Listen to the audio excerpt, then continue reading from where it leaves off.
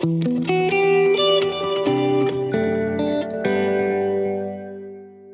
my name is Louisa Hill. I'm an associate professor at Leeds University Business School, and today I'm going to be briefly talking about the benefits of internationalisation at home in business schools. There's three parts to this presentation then. I'm going to look at why I'm focusing specifically on business schools, the general shift in terms of the benefits of internationalisation at home compared with the sort of focus of the benefits and what they were from internationalisation of higher education.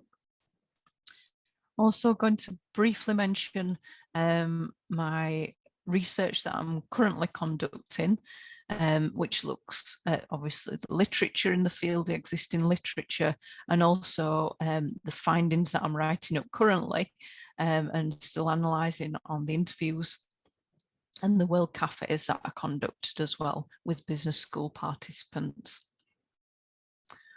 Okay, so the reasons why I've chosen to focus on business schools specifically is firstly, there are a large number of business schools worldwide. So in the UK, for example, there's about 133 business schools in the UK. Now they could be private, public, they could be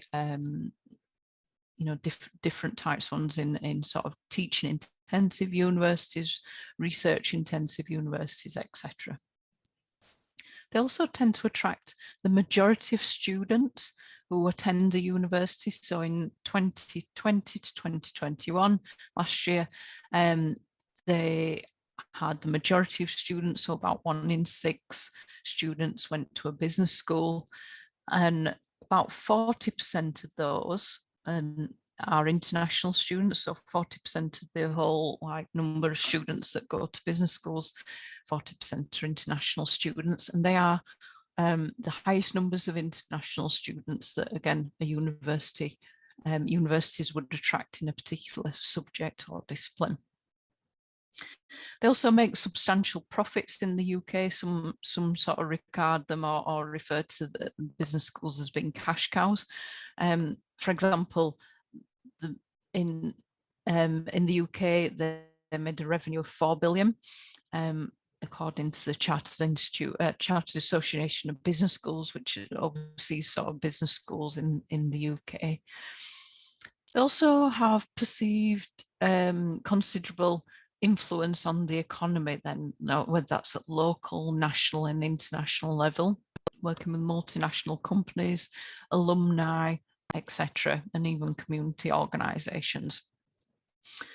They're also seen, according to some literature, as role models compared with other schools and faculties in universities. And that's partly naturally because of their kind of contacts, what the work they do a lot more and in terms of internationalisation naturally. So as part of that, then they're seen as kind of paving the way in terms of internationalisation of higher education. And also they've got an international reputation via sort of research excellence, rankings and accreditation. So just to give you a bit of an idea in terms of business schools specifically, research excellence, the USA tends to be the highest in business schools in the USA. In terms of rankings, the Western Hemisphere business schools tend to rank the highest. And also in terms of accreditation, well, there's 3 kind of main accreditation bodies that can accredit business schools worldwide. The main one being IaC. But as part of that, there's a reference to Triple Crown accreditation. So business schools that can get all these, three types of accreditation, and they're mainly the ones that mainly got it, mainly European business schools.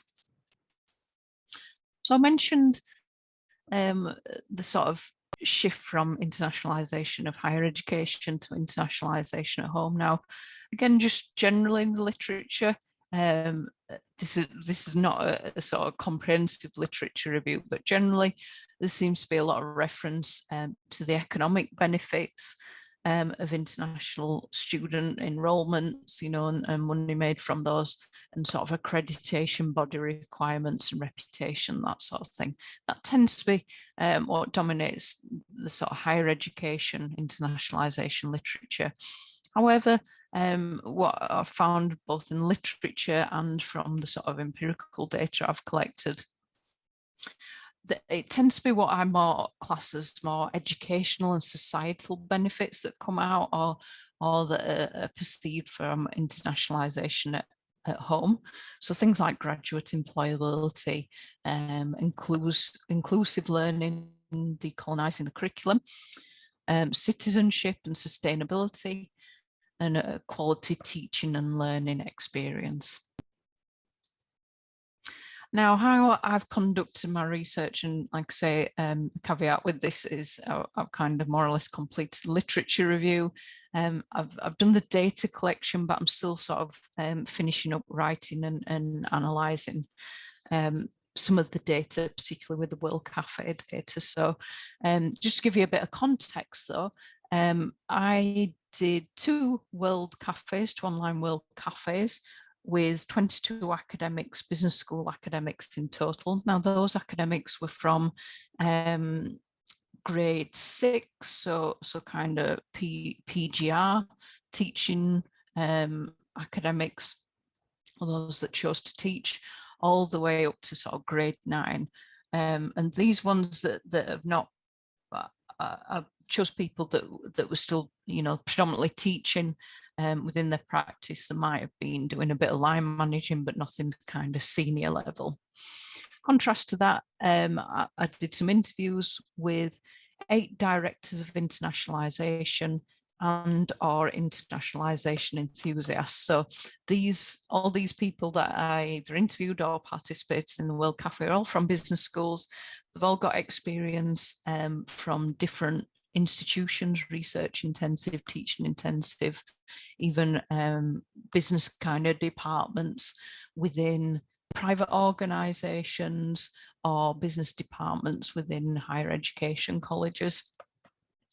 In terms of the interviews, the directors of internationalisation had those roles specifically within a business school, and they might have also been, or they might separately, some of them just might have been internationalisation enthusiasts, or a mixture of both. So for example, one person was retired, but he was an internationalisation enthusiast. And by that, I mean, basically people that have worked or are working within a business school that have published somewhere, doesn't have to be high impact, but have published something on internationalisation of higher education. So they are enthusiastic about about this topic. Okay, then, so the findings, and again, like I say, this is what I've done so far. So it is kind of brief, and I've yet to complete some more of the analysis, but generally, what seems to be featured in terms of the literature, so on the left-hand column, so if you look at all the literature on business schools and sort of internationalisation at home in terms of the benefits in general, the main one, and I suppose that's part of the definition from Beelan and Yoss, is about employability. There are also lots to do with inclusive learning, not as much in terms as the employability, but inclusive learning, obviously, because it encompasses all students. It can encompass things like students like that have fled from other countries, etc. So it's quite inclusive, the methods that are used. Global citizenship is slightly featuring at the minute in the literature. It's becoming a bit better, improving the amount of literature in the last year or so, for different reasons, and sustainability as well, and also a quality teaching experience. So they're the main things that come from literature. Now again, emphasis on this is not complete data, not 100% completed data yet, but the directors of international enthusiasts, they might have been both done both, or they might have done one or the other. International student recruitment was the thing that featured highest in terms of the benefits, or the most discussed, followed by inclusive learning, a little bit of decolonising the curriculum, employability, and the ones that I've highlighted, which weren't mentioned in terms of the world cafes with the sort of business school academics on the ground, working on the ground, or teaching on the ground, but things like satisfying accreditation body requirements, and also business schools have got links to PRME, which is kind of particular initiatives that they've got to do with, or to choose to do with sustainability. So that is probably the accreditation body's sustainability. I think that's coming out partly, and obviously the student recruitment, that's probably comes out because of the remits of the directors of international. And like I say, some of these were directors of international as well as have published research in this area. So there is also reference to kind of like the more societal benefits as well. Contrast to that, the academics, those that are kind of doing the at the coal face, shall we say, as Ryan and Carol said, they kind of mentioned predominantly inclusive learning, decolonising the curriculum, came close to that. And then there was also mention of sort of employability, global citizenship skills, and the importance of kind of developing future generations, and also the quality of the teaching experience. So there's a slight contrast in terms of what's, I suppose, how the academics, those that are actually doing lots and lots of, well, teaching folk, well, more teaching orientated, or have teaching in the workload, compared with the sort of more, perhaps more middle management level that maybe have a bit of teaching in some cases, or the international enthusiasts may have some teaching, but perhaps less so because they've got more of a, maybe more of a managerial or more of an oversight about what's happening. So just wanted to kind of give you a bit of context. There's some nice quotes that I've just pulled out. I mentioned that international student recruitment comes up mainly from the interviews with the directors or the international enthusiasts. One that I quite liked in particular is one interviewee said, but there is always this tension between what's going to be attractive in the market and what you can be doing in terms of being philosophically international and more international. And that was actually by Blaise, who was, this person did have a particular role as a director of international, but also had published in the field as well. Then I just pulled out one on inclusive practice from one of the academics that did the World Cafe, and I quite like this one as well.